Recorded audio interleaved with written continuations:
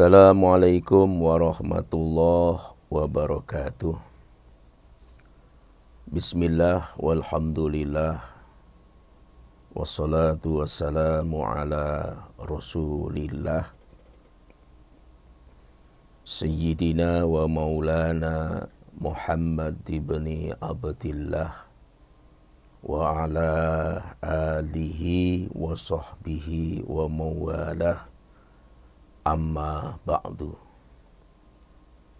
Para pemirsa dimanapun berada, selalu berbahagia, di akhirat insya Allah masuk surga bersama keluarga, dan yang terpenting diridhoi oleh Allah Subhanahu wa Ta'ala.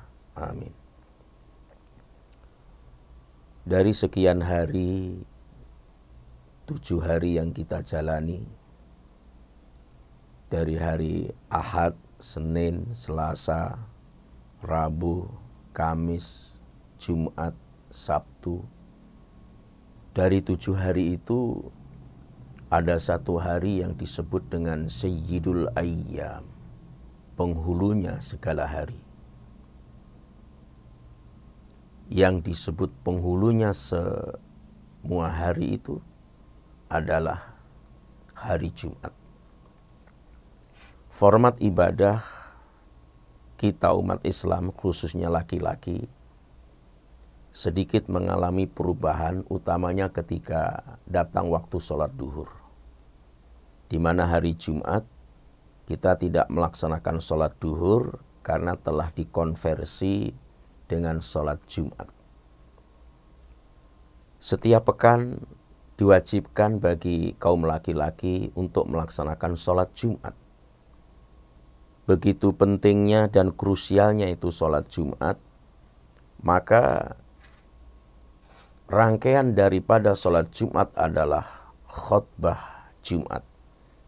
Itulah sehingga di dalam khutbah Jumat itu harus dibedakan dengan tausiah, dengan bayan, dengan ceramah lainnya.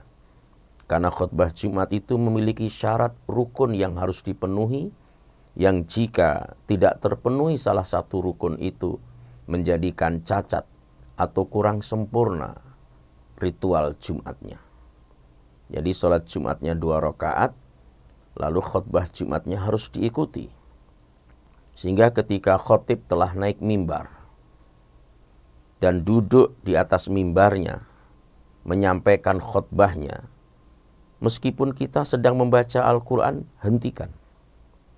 Meskipun kita sedang memutar tasbih kita, wirid zikir, hentikan. Karena itu akan menjadikan Jumat kita faqad lagha, sia-sia. Duduk, dengarkan. Itulah makanya khotib dalam khutbah tidak boleh lama-lama, yang penting-penting yang disampaikan. Kenapa? Karena mengikat jamaah untuk tidak melakukan hal-hal yang menjadikan sholat Jumatnya itu sia-sia. Di kalangan ulama-ulama Syafi'iyah, khutbah Jumat itu memiliki rukun. Rukun yang pertama adalah memuji Allah Subhanahu wa Ta'ala. Ini kembali mengisyaratkan kepada kita, kenapa khatib mengingatkan kita untuk memuji Allah? Agar kita selalu bersyukur dalam kehidupan ini. Karena sesulit apapun hidup, sebesar apapun persoalan, seberat apapun beban hidup, itu bukan alasan untuk tidak bersyukur. Maka diingatkan kembali oleh khatib, dimasukkan dalam rukun khutbah Jumat, yaitu memuji Allah Subhanahu wa Ta'ala. Karena tidak ada apapun yang kita alami, kecuali semuanya adalah kebaikan jika kita akan melihat dengan kacamata batin kita. Meskipun itu sebuah kegagalan, maka dari kacamata hakikat itu kebaikan. Makanya memuji Allah adalah bagian dari rukun khutbah Jumat. Yang kedua adalah mengucapkan 2 kalimat syahadat. Asyhadu alla ilaha illallah wa asyhadu anna Muhammadar Rasulullah. 2 kalimat syahadat itu adalah pintu bagi seseorang yang ingin masuk dalam rumah Islam. Orang ingin masuk Islam itu pintunya bukan langsung sholat, bukan langsung zakat, bukan langsung puasa, bukan langsung haji, tapi pintunya adalah syahadat. Mengingatkan kepada kita peserta Jumat khatib mengucapkan 2 kalimat syahadat, kita ini adalah orang-orang yang berkomitmen, kita ini orang-orang yang berikrar, kita ini orang-orang yang bersaksi bahwa tidak ada Tuhan selain Allah, dan kita bersaksi bahwa Nabi Muhammad itu adalah Rasulullah. Diingatkan kembali, ini kalimat sakti yang bukan saja di khutbah Jumat. Setiap hari kita melaksanakan ibadah sholat, maka wajibnya 9 kali 2 kalimat syahadat itu kita ulangi. Pertama, ketika kita tahiyat di sholat subuh, kita baca 1 kali, sholat duhur 2 kali, sholat asar 2 kali, sholat maghrib 2 kali, sholat isya 2 kali. 9 kali 2 kalimat syahadat diulangi. Diperbaiki, diingatkan. Kita orang yang berikrar, berkomitmen kepada Allah dan Rasulnya. Maka dalam khutbah Jumat, 2 kalimat syahadat itu dimasukkan dalam rukunnya khutbah Jumat. Lalu yang ketiga adalah bersolawat.